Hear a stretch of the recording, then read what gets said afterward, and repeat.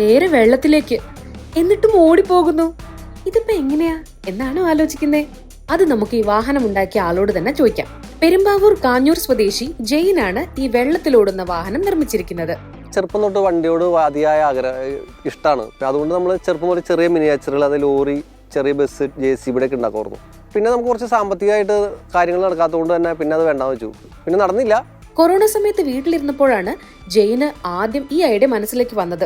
പിന്നെ ഈ ആശയം കൂടുതലും വന്നത് 18-ലെ പ്രളയവും പിന്നെ കൊറോണയൊക്കെ വന്നപ്പോൾ അങ്ങനെ മെയിനായിട്ട് വന്നത്. കൊറോണയ്ക്ക് വീട്ടിൽ ഫ്രീ ആയിട്ടിരുന്നപ്പോൾ നമ്മളൊരു ചെറിയ മിനി ജീപ്പ് ഉണ്ടാക്കി, മറ്റേ 220-യുടെ എഞ്ചിൻ വെച്ച്.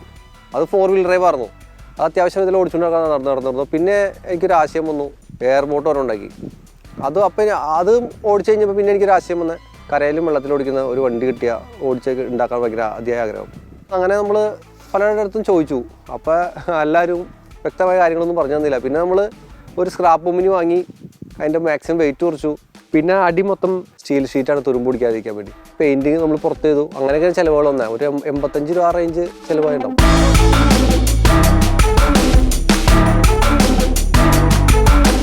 മെക്കാനിക്കൽ കാര്യങ്ങളൊന്നും ഞാൻ പഠിച്ചിട്ടില്ല. കാരണം വെൽഡിങ് അത്യാവശ്യം നമുക്ക് ചേർന്നു. ഇത് കട്ട് ചെയ്യാനും കുറച്ചൊക്കെ പിന്നെ അത്യാവശ്യം നമുക്ക് വർക്കും കാര്യങ്ങളുള്ളതുകൊണ്ട് അഥവാ നമുക്ക് തിരക്കുള്ള പാരലും വിളിച്ച് എന്തെങ്കിലും ചെയ്യിക്കും. പിന്നെ ബാക്കി ഒരു 80% നമ്മൾ തന്നെ ചെയ്താണ്. അപ്പോൾ നമ്മൾ ഇതെന്ന് വെച്ചാൽ ഇതിൻ്റെ വ്യക്തമായ കാര്യങ്ങൾ അതായത് പഠിക്കാത്തതുകൊണ്ട് തന്നെ കുറേ പോരായ്കളുണ്ട്. അതായത് വെള്ളത്തിൽ കൊണ്ടിറക്കിയപ്പോൾ പിന്നെ വെള്ളം കയറി ലീക്കും കാര്യങ്ങളൊക്കെ ആയിരുന്നു. വീണ്ടും സാധനം കയറ്റി ലീക്കൊക്കെ പരിഹരിച്ച് വീണ്ടും ഇറക്കി. ആ സാധനം ഇറക്കിയപ്പോൾ ഇത് 6H പ്രൊപ്പലർ വെച്ചാണ് താൽക്കാലികമായിട്ട്. അപ്പോൾ അതിൻ്റേതായ സ്പീഡ് അതിന് കാര്യങ്ങളുള്ളൂ. ഇപ്പോൾ നമ്മൾ ജെറ്റ് ഇതുപോലെ നമുക്ക് കിട്ടിയിട്ടുണ്ട്. നമ്മൾ ജെറ്റ് അന്വേഷിച്ച് ഗോവയിലും ദുബായിൽ കണ്ടിടത്തൊക്കെ പോയി അന്വേഷിച്ച് കിട്ടിയില്ല. ലാസ്റ്റ് നമുക്കൊരു ഓസ്ട്രേലിയൻ മലയാളി, അദ്ദേഹത്തിൻ്റെ ബേബി എന്ന് അദ്ദേഹത്തിൻ്റെ പേര്, അദ്ദേഹമാണ് എനിക്ക് ജെറ്റ് തന്നു. അദ്ദേഹം തന്നെ ഉണ്ടാക്കിയ ജെറ്റ് എനിക്ക് സൗജന്യമായിട്ട് തന്നിട്ടുണ്ട്. അപ്പോൾ ആ സാധനം സെറ്റ് ചെയ്ത് നമ്മൾ ഒന്നുകൂടി ഓടിക്കുന്നതാണ്. അപ്പോൾ നല്ല പെർഫോമൻസ് കിട്ടും. ഇത് നമുക്ക് ഇനിയും എല്ലാത്തിനും ഉപയോഗിക്കണമെങ്കിൽ നമുക്ക് ഈ സെന്നിൻ്റെ എഞ്ചിൻ തന്നെ ജിപ്സിയുടെ ഗിയർ ബോക്സ് വരിട്ടാണ് ഫ്രണ്ട് ആക്സിൽ കയറ്റി 4 വീൽ ഡ്രൈവ് ആക്കാനുള്ള സിസ്റ്റം ചെയ്തിട്ടുണ്ട്. എന്നാൽ മാത്രം നല്ല ടോർക്കിൽ നമുക്ക് എവിടെയും കയറി പോകും. വാഹനം നിയമപരമായി റോഡിൽ ഓടിക്കാൻ സാധിക്കില്ലെങ്കിലും അതിനുള്ള സാധ്യതകൾ ജെയിൻ നോക്കുന്നുണ്ട്.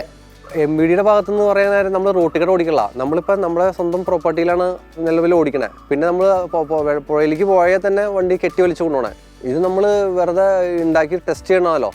ഇതിപ്പോൾ അതിനുള്ള പേപ്പർ കാര്യങ്ങൾ ഞാൻ അതിനെക്കുറിച്ച് അപേക്ഷിക്കുന്നുണ്ട്. കാരണം അങ്ങനെയുള്ള കാര്യങ്ങൾ കിട്ടുകയാണെങ്കിൽ നമുക്ക് റെസ്ക്യൂ മെഷീൻ എന്തെങ്കിലും അത്യാവശ്യത്തിന് ഉപയോഗിക്കുകയും ചെയ്യാമല്ലോ. ഒരു പ്രൊഫഷണൽ ഒരാൾ ചെയ്യുമ്പോൾ ഒക്കെ പക്കയായിരിക്കും. അതിൻ്റേതായ ചെറിയ പോരായ്മകളുണ്ട്. അപ്പം നമ്മൾ ഈ എഞ്ചിൻ്റെ കാര്യങ്ങൾ തന്നെ 3 പ്രാവശ്യം എഞ്ചിൻ കയറ്റി സെറ്റ് ചെയ്ത് മാറ്റി പിടിപ്പിക്കേണ്ടി വന്നു. ഒരു പ്രാവശ്യം പിടിപ്പിച്ച് ചെരിഞ്ഞു പോയി.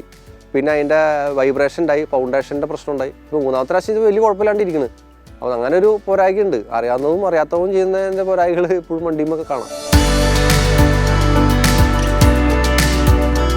ആദ്യമായിട്ട് വെള്ളത്തിലിറക്കുമ്പോൾ വെള്ളത്തിൽ അത് പൊങ്ങോന്ന് പോലും പിടുത്തൊന്നും ഉണ്ടായില്ല. പിന്നെ നമ്മൾ ഓടിച്ചങ്ങോട്ട് ചാടിച്ചു. അത് പിന്നെ കറക്റ്റ് ലെവലിൽ തന്നെ പൊങ്ങി സാധനം ഓടി. ഫസ്റ്റ് പ്രാവശ്യം വെള്ളം കയറി ലീക്കായിരുന്നു. പിന്നെ കയറ്റിയിട്ട് രണ്ടാമതാണ് ചെയ്തത്. രണ്ടാമത് ഓക്കെ, പിന്നെ കുഴപ്പമില്ല. ഇതിപ്പോൾ നമുക്ക് 5 ആക്ക് വരെ കയറാം. നല്ല ബാലൻസ് ഉണ്ട്. ഇത് മറിയില്ല. എന്തോരം വെള്ളത്തിൽ ആട്ടിയാലും മറിയില്ല, ബാലൻസ് ഉണ്ട്. പിന്നെ നമ്മളങ്ങനെ ഞാൻ മാത്രമേ പോകാറുള്ളൂ. കാരണം ഈ സേഫ്റ്റിയുടെ വിഷയമുള്ളതുകൊണ്ട് തന്നെ ഞാൻ മാത്രമേ പാടുള്ളൂ. നമ്മളിപ്പോൾ ഉദ്ദേശിക്കുന്നത് ഇപ്പോൾ നമ്മുടെ നാട്ടിൽ ഒത്തിരി യുവാക്കളുണ്ടല്ലോ, അവർക്കൊരു പ്രചോദനമാവട്ടെ. അവർ ഇതുപോലെ കണ്ട് ഇതുപോലെ തന്നെ വേറെ ഉണ്ടാക്കി നമുക്ക് ഒരു ഏരിയയിൽ തന്നെ ഇതുപോലെ കുറേ വണ്ടികളുണ്ടെങ്കിൽ ഇതിൽ റെസ്ക്യൂ മെഷീനൊക്കെ എല്ലാവർക്കും കൂടി ഉപയോഗിക്കാമല്ലോ. അങ്ങനെ ഒരു കൺസെപ്റ്റും എൻ്റെ മനസ്സിലുണ്ട്.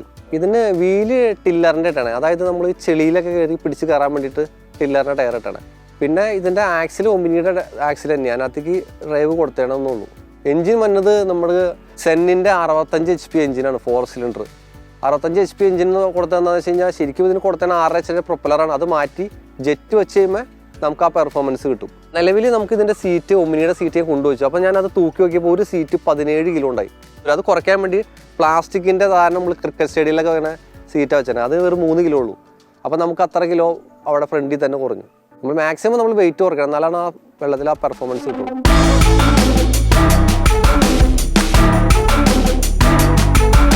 ഡ്രൈവ് ശരിക്കും ഇതിൻ്റെ ഫ്രണ്ട് വീലാണ് ഡ്രൈവ്. അതായത് ബാക്കിൽ പ്രൊപ്പലർ ഇറങ്ങുമ്പോൾ ഫ്രണ്ടിലേക്ക് തള്ളാണല്ലോ. അപ്പോൾ ഫ്രണ്ട് ടയർ വെള്ളത്തിൽ കുത്തി കിടക്കുന്നുണ്ട് സ്റ്റിയറിംഗ് തിരിക്കുമ്പോൾ അതിനനുസരിച്ച് തിരിഞ്ഞാണ് ഇത് മൂവ് ചെയ്യണത്. പിന്നെ നമുക്ക് പെർഫോമൻസ് ഇച്ചിരി കുറയുന്നത് ടയർ 4 വെള്ളത്തിൽ മുങ്ങി കിടക്കണോണ്ടാണ്. നമുക്കത് ഹൈഡ്രോളിക്കിൽ മുകളിലേക്ക് പൊക്കി വെക്കുന്ന രീതി ചെയ്യുമ്പോൾ ഇച്ചിരി കൂടെ പെർഫോമൻസ് കൂടും.